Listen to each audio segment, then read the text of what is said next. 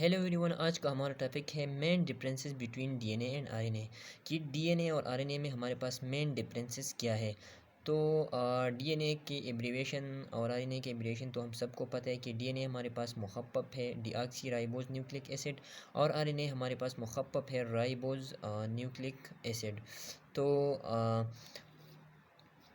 DNA और RNA में जो पहला डिफरेंस है वो स्ट्रक्चर की बिना पर है। डीएनए हमारे पास डबल स्ट्रैंडेड होता है और हेलिकल स्ट्रक्चर में होता है। हेलिकल मीन ये लेडर लाइक होता है, तो डीएनए हमारे पास डबल स्ट्रैंडेड होता है।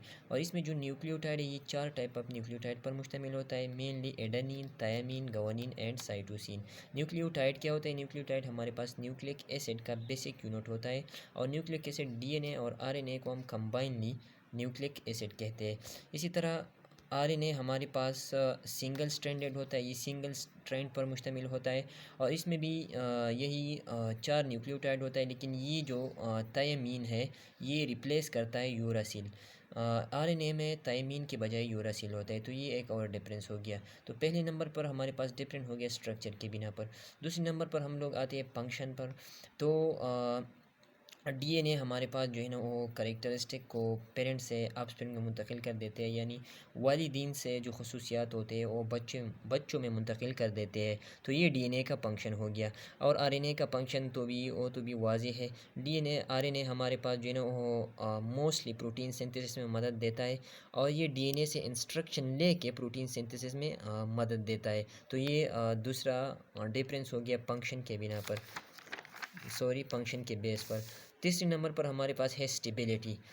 तो ये इस तरह का है कि डीएनए हमारे पास जो है ना वो ज़्यादा स्टेबल है आरएनए के बजाय। तो डीएनए इसलिए ज़्यादा स्टेबल है क्योंकि डीएनए हमारे पास डबल स्ट्रैंडेड है और ये जो एक इजाफी स्ट्रैंड है ये डीएनए को जो है ना वो एक्स्ट्रा स्ट्रेंथ देते हैं और ये इजीली जो है ना वो डिजेनरेट और डैमेज नहीं हो सकती बनिस्बत आरएनए।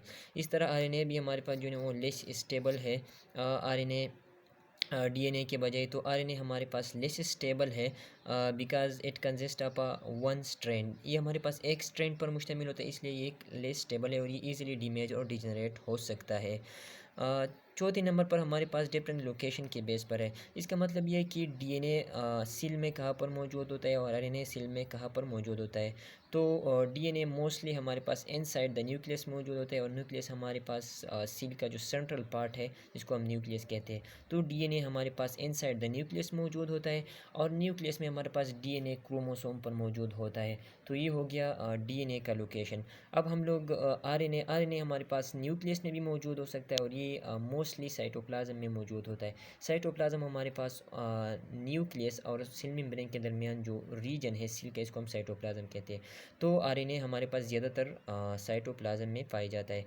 तीसरे नंबर पर हमारे पास है सिंथेसिस। सो डीएनए हमारे पास जो है ना वो सेल डिवीजन के दौरान जो है ना वो बनता है और आरएनए हमारे पास डीएनए से बनता है by a process called transcription. So transcription भी ये भी हमारे पास एक अलग टॉपिक है, इसको हम कई और क्लास में जो है वो डिस्कस करेंगे। तो आज के लिए इतना ही।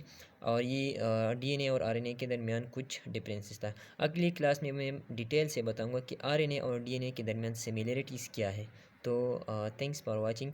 और आप लोगों से एक छोटा सा दरख्वास्त है कि आपको अगर हमारी वीडियो अच्छी लगती है और आपको कुछ भी इंफॉर्मेशन मिलती है तो प्लीज़ हमारे चैनल को सब्सक्राइब करें, वीडियो को आगे शेयर करें। Thank you.